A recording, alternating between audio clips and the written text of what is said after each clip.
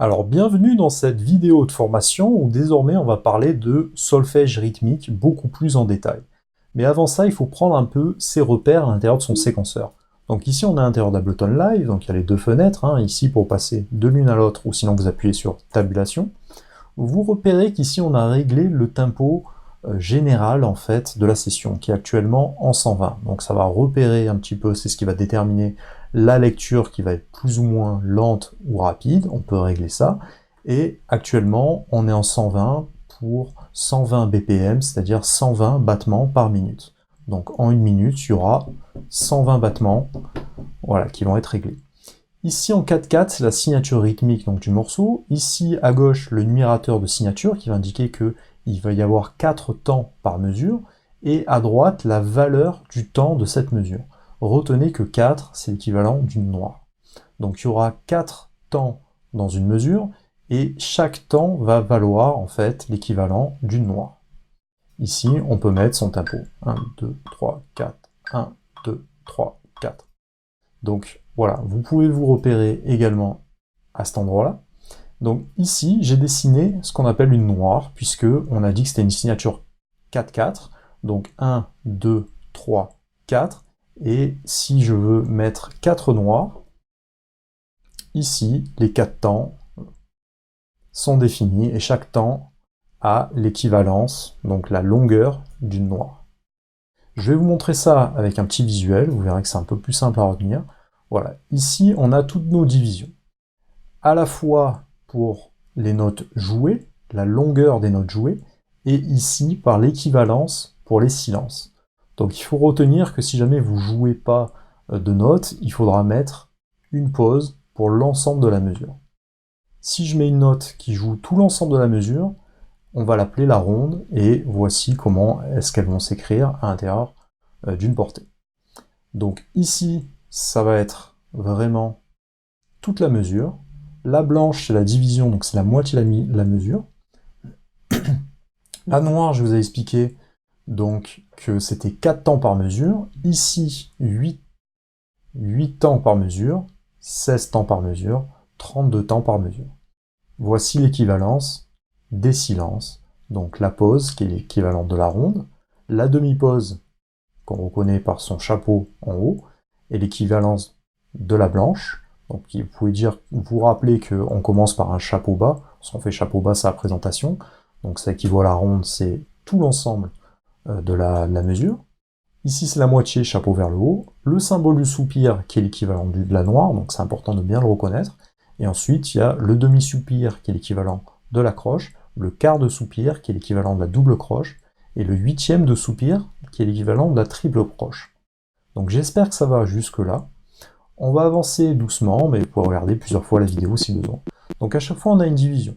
Donc la ronde, 1, 2, 3, 4, lorsqu'on est en 4/4, eh ben, il y aura 4 temps qui vont jouer.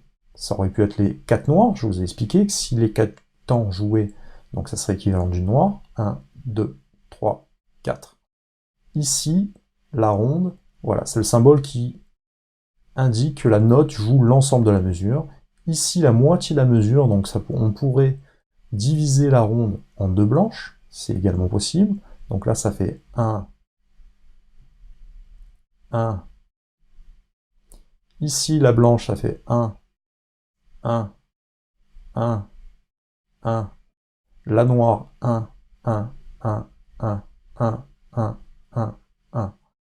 Et la double croche, et la croche, pardon, 1, 1, 1, 1, 1, 1, 1, 1, 1, 1, 1, 1, 1, 1.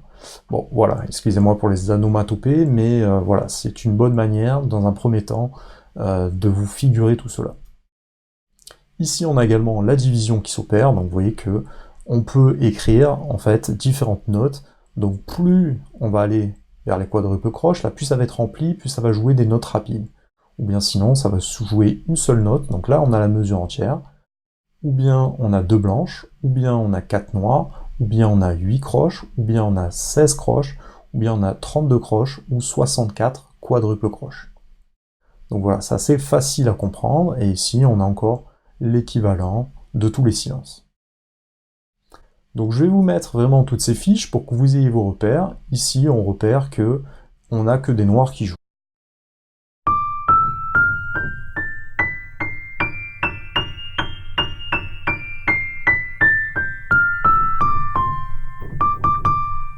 Durée jusqu'au sol. Donc là, ça va être la partition en fait pour la clé de sol. Donc on n'a que des noirs qui jouent et qui vont jouer de Ré à Sol. Ici, vous repérez encore qu'on est en 4/4, qu'il n'y a que des noirs qui partent du Fa.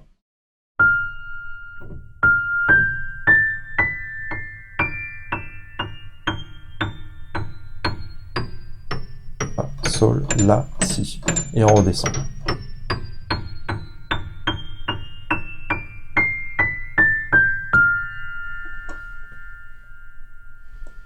Retenez qu'il y a des appellations pour les notes, c'est-à-dire que le Do peut s'écrire en langage anglo-saxon avec un C.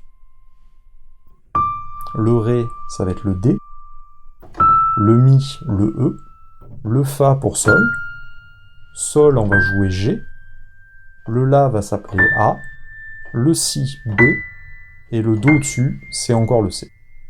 Donc là, pareil, il s'agit que de noirs qui jouent.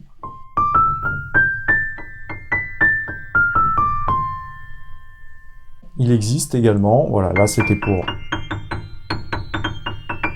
la main droite qui joue en Sol, et ici cette portée représente la clé de Fa.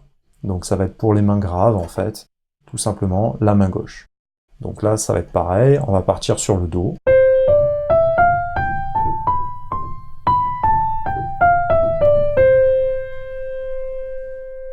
Donc là voilà, au niveau du visuel, maintenant vous avez vos repères.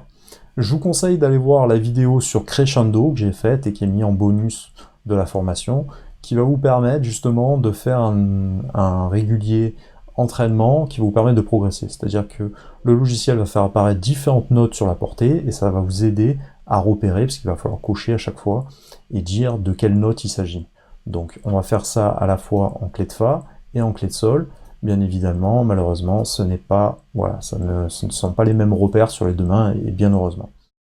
Donc, à l'intérieur de notre logiciel, comment ça se passe? Ici, j'ai fait jouer une séquence.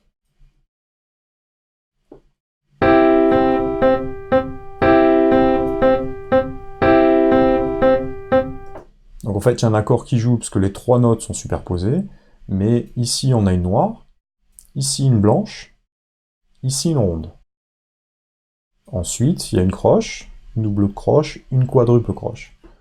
Donc je vais effacer tout ça, et je vais essayer de vous expliquer ça différemment. Je vais enclencher le métronome qui s'actionne ici à l'intérieur d'Ableton Live, et on va compter ensemble. 1, 2, 3, 4. 1, 2, 3, 4. On a dit qu'une noire, on a dit que dans une mesure, en 4/4, on pouvait mettre 4 noirs. Donc là, les 4 noirs prennent toute la place, en fait. Voilà, ici, c'est l'emplacement de la noire, de 1 à 1, 2. Et si j'écoute les 4 noirs jouer les unes après les autres,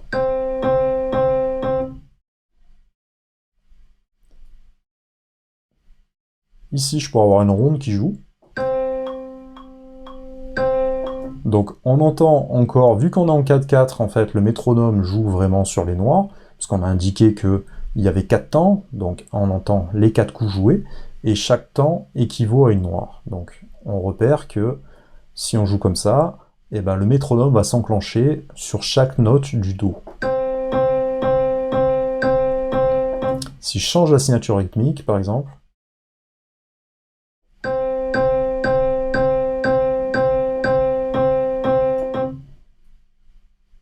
donc là je le passe, par exemple, en 4/8, vous voyez que désormais, en fait, mes 4 temps vont jouer encore une fois, on entend 4 coups. 2, 3, 4. Mais en fait, la valeur de chaque temps, maintenant, équivaut à une croche. Donc c'est pour ça que on entend des battements qui sont de plus en plus rapides. Si je le multiplie encore. Donc voilà, ça, il faut vraiment que ce soit très clair pour vous. 4 temps dans une mesure. Chaque mesure vaut une valeur plus ou moins longue. on va rester en 4-4. Ici, un affichage qui est possible. On peut régler la grille pour faire apparaître uniquement certaines valeurs. Donc si je le passe en barre, ici je choisis la croche, ça va changer en fait le pointage qui va se faire. Alors pour pas vous embrouiller, on va reprendre du début. Ici une ronde. Une ronde équivaut à 2 blanches.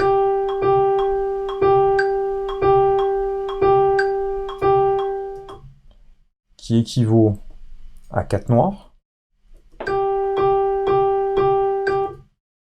8 croches.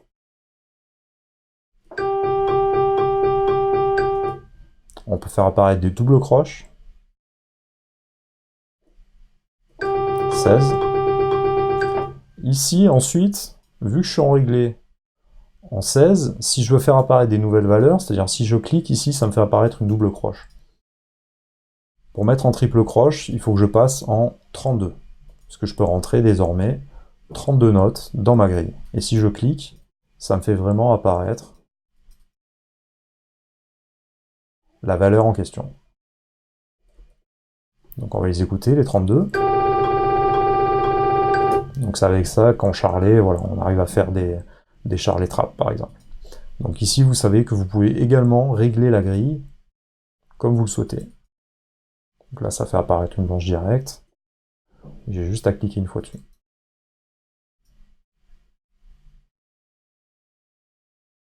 Si je veux le régler différemment, vous voyez que ça change vraiment le calcul. Hop. Donc là, c'est le réglage de la grille en fait qui va s'effectuer. Tout simplement. Des croches. Des doubles croches.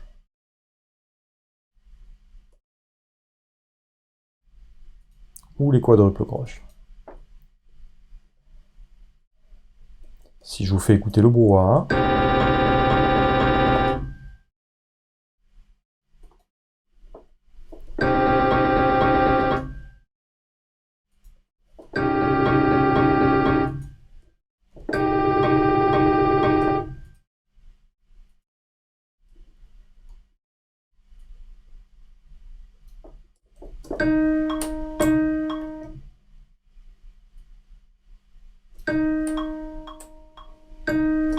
Donc retenez qu'on va toujours rester en 4-4, c'est la signature rythmique en fait de la musique moderne, musique électronique, musique rock, musique pop, le hip-hop, voilà, de manière très large. Ensuite, il peut exister des valeurs qui sont différentes. Donc par exemple, pour les valses, on peut rentrer en 3-4. Après, on a du 6-8, on a du 12-8, voilà, pour le jazz, etc., etc. Mais on va rester assez simpliste dans un premier temps. Retenez que vous pouvez également faire passer en ternaire. Donc le ternaire, c'est une manière de compter où on va compter par 3, en fait. Donc si je clique dessus, ça change vraiment radicalement le placement des notes. Donc ça peut être intéressant pour mettre un peu de groove de temps en temps, de changer, de mettre certains éléments, comme les caisses claires par exemple, en ternaire. Donc vous voyez qu'ici on a quelque chose de très droit. Par exemple, si je me remets en 1-4, 1, 2, 3, 4, si je me mets en ternaire, voilà, cela fait apparaître donc des notes qui sont un petit peu au milieu, donc qui sont pas réglées. C'est très bien pour les musiques latines, etc., où il y a beaucoup de contretemps. C'est pas réglé sur quelque chose de très droit, comme peut l'être la musique classique, par exemple. Donc ça à retenir également. Vous pouvez faire un comptage en 3. Donc là, 1, 2, 3, 1, 2, 3.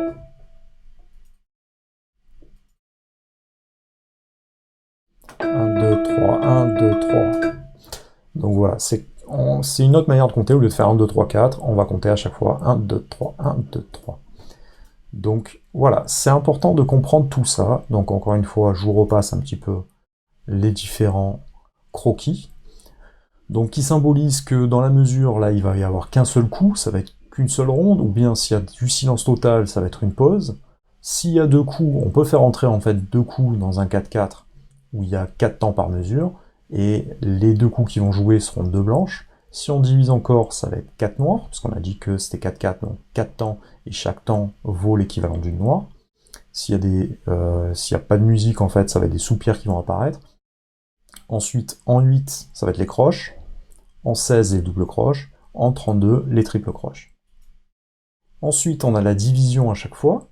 Donc en fait, soit on peut faire entrer une ronde. Donc là, vous voyez, de là à là, ça va être ma mesure. Et en 1-4, ça va être 1, 1-2, 1-3, 1-4, 2, 2-1, 2-3, etc., etc. Et ensuite, on a les divisions vraiment de chacune des notes. Vous avez également le visuel qui apparaît ici pour que vous puissiez voir une composition qui serait totale. Et ici un repère de chacune des notes sur la portée.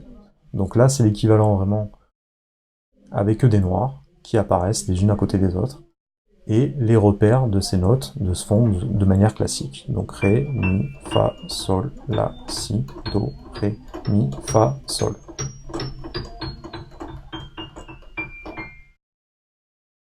Donc dans les prochaines vidéos, on va aller un peu plus loin, mais déjà, prenez le temps de digérer toutes les notions qui ont été transmises à l'intérieur de cette vidéo.